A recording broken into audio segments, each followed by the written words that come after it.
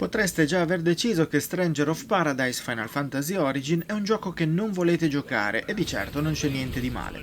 Va però detto che il nuovo titolo Square Enix è anche una di quelle uscite che sono nate sfortunate fin dall'annuncio e che riescono ad attirare scetticismo fin da subito e per motivi differenti.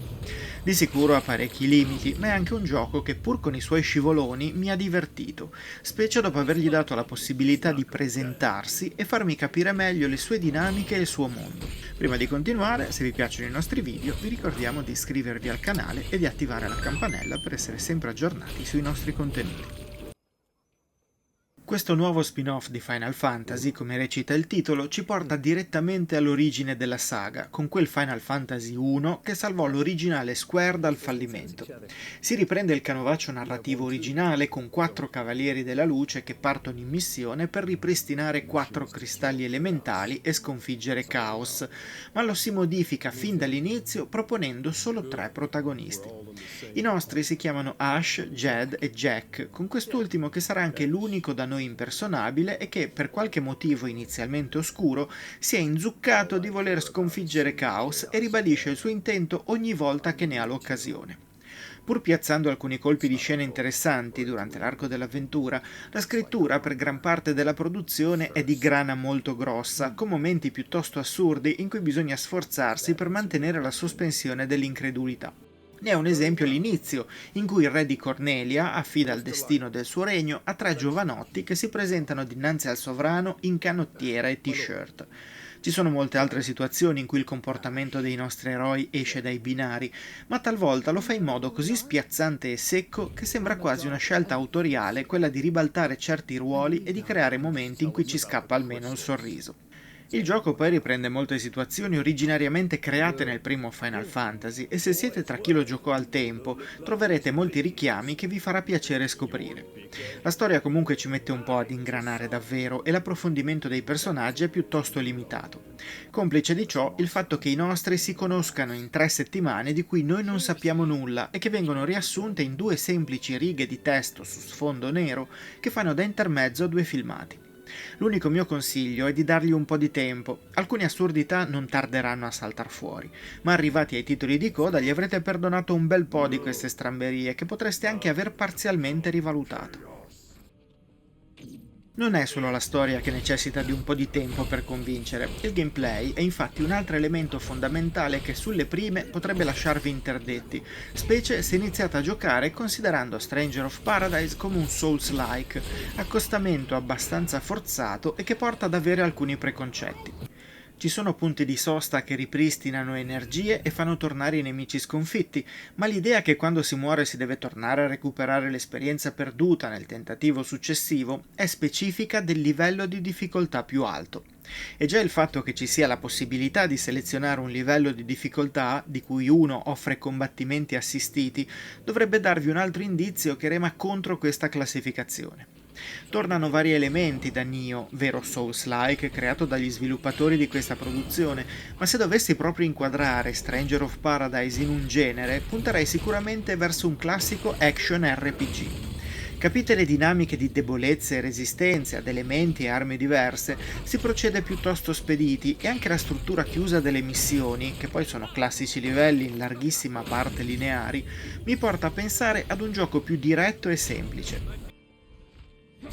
Più simile ad un Ninja Gaiden semplificato rispetto ad un Souls-like vero e proprio, l'opera di Koei Tecmo decide di eliminare ogni traccia della barra della resistenza per permettere attacchi in successione con l'arma utilizzata, potendo poi chiudere la combo con abilità speciali che attingono dalla barra dei punti magia, elemento classico dei Final Fantasy.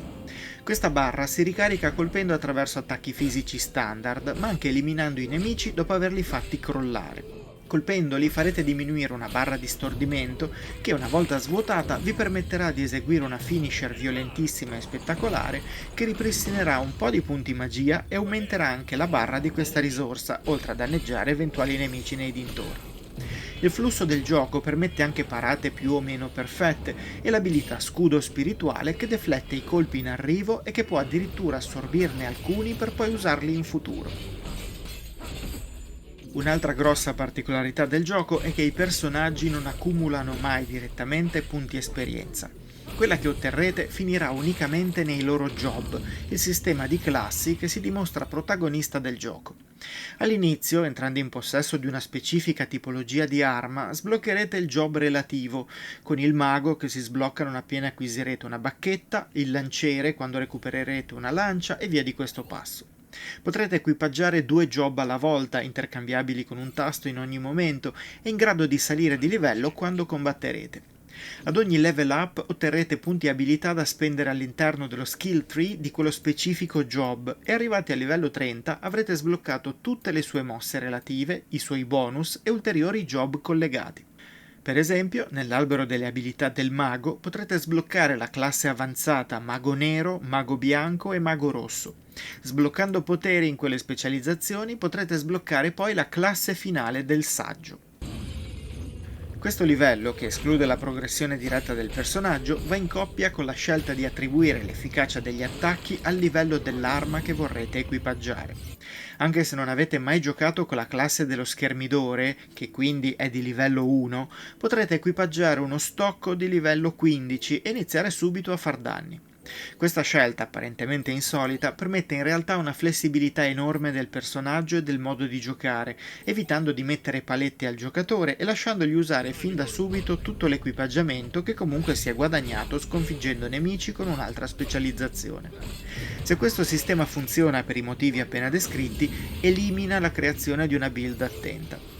Siccome tra un paio di guanti di livello 5 e uno di livello 10 è sempre meglio avere quello di livello 10, viene utile l'ottimizzazione automatica dell'equipaggiamento che velocizza una procedura in cui la scelta è comunque molto limitata. Per questo motivo la fucina in cui distruggere gli equipaggiamenti inutili per potenziarne altri vi tornerà utile solo quando avrete armi di livello massimo. Solo allora potrete iniziare a pensare a build un po' più personalizzate, seppur attualmente non necessarie. Con il comparto tecnico e artistico arriviamo al punto più problematico della produzione. Tecnicamente il gioco gira fluido quasi in ogni circostanza, specie su sistemi next gen. La fluidità è sempre molto alta e solo verso il finale abbiamo riscontrato qualche calo rispetto ai 60 frame per secondo costanti. Parlando invece di texture e pulizia grafica si segnalano diversi problemi, un po' per il riciclo di asset durante i livelli, un po' per alcune situazioni molto spoglie e un po' perché in un caso specifico mi sono imbattuto in zone incredibilmente buie in cui era difficile leggere la planimetria fortunatamente chiusa di quell'area. Capita di imbattersi in un aliasing piuttosto marcato e durante i filmati alcuni sfondi appaiono poco definiti e soggetti a problemi grafici a causa di un effetto sfocatura che in realtà crea un forte stacco tra personaggi e ambiente. Sul discorso artistico invece va lodato il modo in cui certi mostri classici siano stati trasposti in questa avventura, ma dall'altra ci sono zone molto piatte che si alternano a momenti in cui invece ci viene offerta un po' della meraviglia che ci si aspetta. Il character design dei protagonisti invece accosta scelte stilistiche moderne ad altre di epoche passate, creando un miscuglio strano a cui comunque ci si può abituare. Molto valide le musiche che si rifanno a temi classici rivisitati, oltre che alla versione di Frank Sinatra di My Way. Il gioco è doppiato in inglese e giapponese, mentre i sottotitoli, piuttosto sintetici e non particolarmente precisi, sono in italiano. Se siete arrivati fin qui, spero abbiate capito perché Stranger of Paradise Final Fantasy Origin può comunque piacere nonostante i suoi difetti. Preso come un action con innesti RPG che può intrattenere per 15-20 ore, è un titolo piacevole che saprà farvi divertire con alcune situazioni insolite e con un combat system che cattura, anche grazie al suo essere più semplice di quanto appaia nelle dinamiche. Detto questo, da Square Enix è però lecito aspettarsi un maggiore equilibrio e soprattutto una pulizia maggiore per un titolo che sarà anche uno spin-off, ma che porta comunque il nome di Final Fantasy. Inoltre il prezzo di vendita al lancio, che supera i €70, non invoglia all'acquisto, specie in questo periodo ricco di uscite effettivamente più curate e meritevoli. Il mio consiglio, se vi piacciono gli action, è di metterlo nella vostra wishlist e attendere un calo di prezzo. A quel punto potreste passare sopra a molti dei suoi limiti e godervi comunque un gioco che sa offrire diverse emozioni. Desperate. Time to go.